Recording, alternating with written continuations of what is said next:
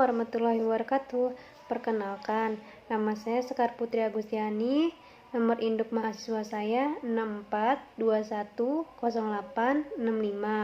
Saya dari Prodi Manajemen kelas 64 1A05, Fakultas Ekonomi Bisnis, Universitas Bina Sarana Informatika.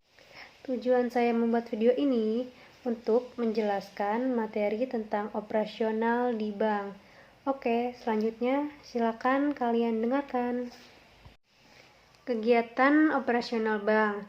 Dalam melaksanakan kegiatannya, bank dibedakan menjadi dua, yaitu bank umum dan bank perkreditan rakyat.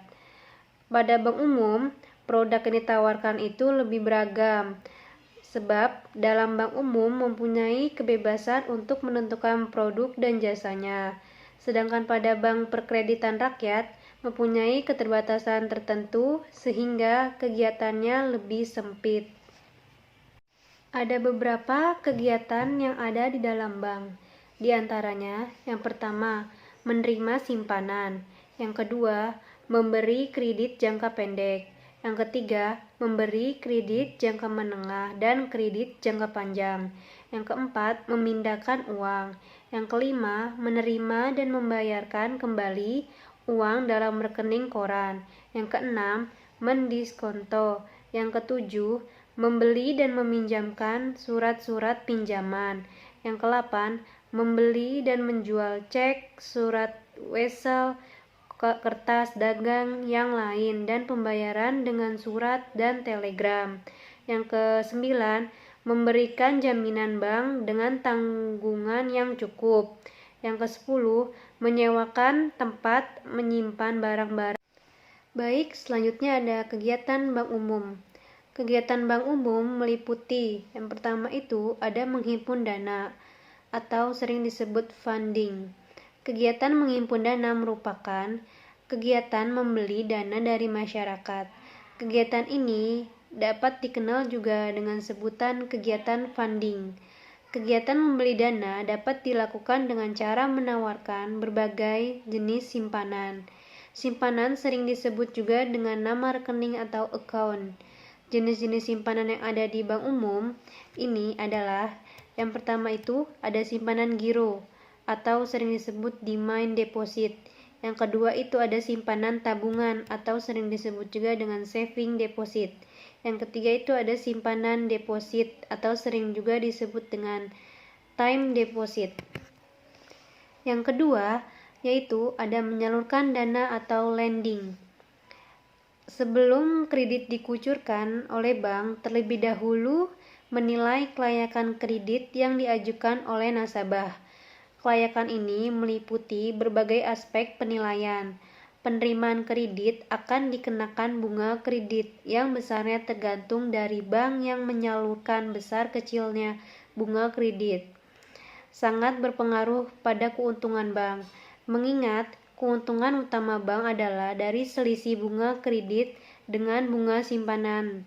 Secara umum, jenis-jenis kredit yang ditawarkan meliputi, yang pertama ada kredit investasi, yang kedua ada kredit modal kerja, yang ketiga ada kredit perdagangan, yang keempat ada kredit produktif, yang kelima ada kredit konsumtif, yang keenam ada kredit profesi.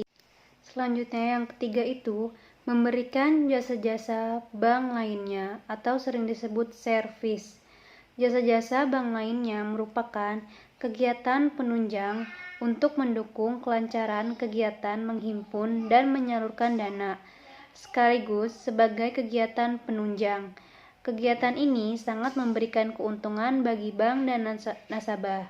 Bahkan kegiatan ini memberikan kontribusi keuntungan yang tidak sedikit bagi keuntungan bank. Apalagi keuntungan bank dari spread base semakin mengecil, bahkan cenderung negatif spread.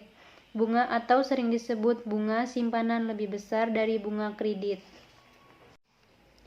Semakin lengkap jasa-jasa bank yang dapat dilayani oleh suatu bank, maka akan semakin baik. Kelengkapan ini ditentukan dari permodalan bank serta kesiapan bank dalam menyediakan sumber daya manusia yang handal. Di samping itu, juga perlunya didukung oleh kecanggihan teknologi yang dimilikinya.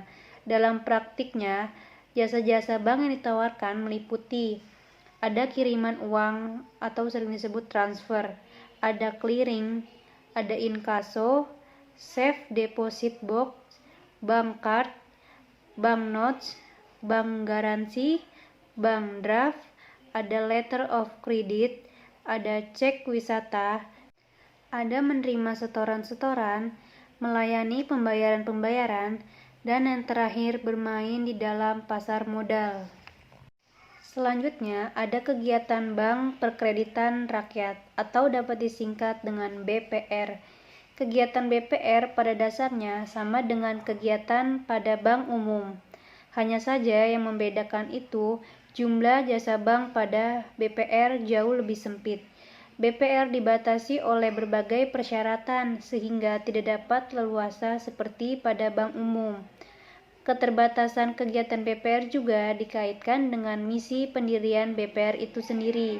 Dalam praktik kegiatan BPR dibagi menjadi beberapa. Yang pertama itu ada menghimpun dana hanya dalam bentuk simpanan tabungan dan simpanan deposito. Yang kedua ada menyalurkan dana dalam bentuk kredit investasi, kredit modal kerja, dan kredit perdagangan. Karena keterbatasan yang dimiliki oleh BPR, maka ada beberapa larangan yang tidak boleh dilakukan oleh BPR. Larangan ini meliputi yang pertama itu menerima simpanan giro, yang kedua mengikuti clearing, yang ketiga melakukan kegiatan valuta asing, yang keempat melakukan kegiatan peransuransian. Operasional yang terakhir pada bank adalah kegiatan bank campuran dan bank asing. Bank-bank asing dan bank campuran bergerak di Indonesia adalah jenis bank umum.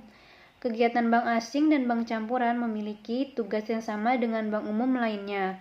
Yang membedakan kegiatannya dengan bank umum milik Indonesia adalah mereka lebih dikhususkan pada bidang-bidang tertentu dan larangan-larangan tertentu pula dalam melakukan kegiatannya.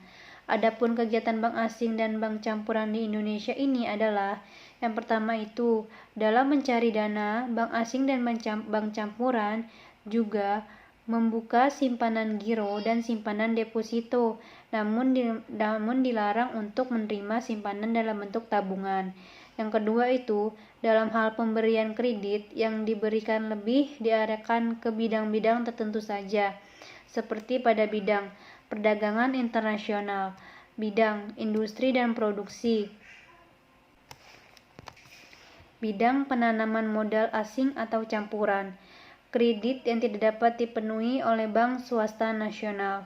Yang ketiga itu, khusus untuk jasa-jasa bank lainnya juga dapat dilakukan oleh bank umum, campuran, dan asing sebagaimana layaknya bank umum yang ada di Indonesia sebagai berikut. Ada jasa transfer, ada jasa clearing, ada jasa inkaso, jasa jual beli valuta asing, jasa bank card, ada jasa bank draft, jasa safe deposit box, jasa pembukaan dan pembayaran, dan ada jasa bank garansi, bank notes, jasa jual beli travel check, dan jasa bank umum lainnya. Sekian video yang bisa saya sampaikan. Mohon maaf apabila ada salah-salah kata. Dan semoga video ini dapat bermanfaat. Wassalamualaikum warahmatullahi wabarakatuh.